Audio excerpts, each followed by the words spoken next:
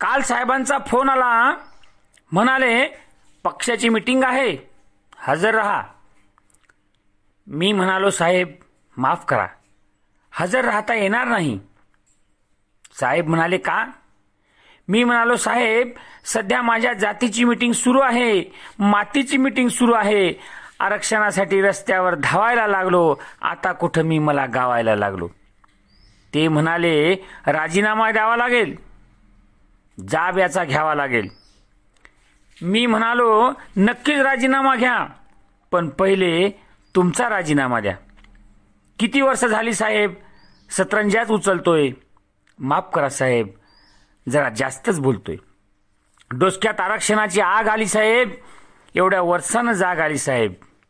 आता मीटिंग जमणार नाही, कुठलीच सेटिंग जमणार नाही. लगेच साहेबांनी फोन ठेवून दिला. मनात म्हणालो आरक्षण मिळेपर्यंत आता कुठलाच माझा पक्ष नाही, आरक्षणाशिवाय कुठेच माझं लक्ष नाही. आता मनोज जरांगे पाटीलच माझा पक्ष, फक्त आणि फक्त त्यांच्याकडेच माझं लक्ष. एक मराठा लाख मराठा. कवी राजकुमार नायक.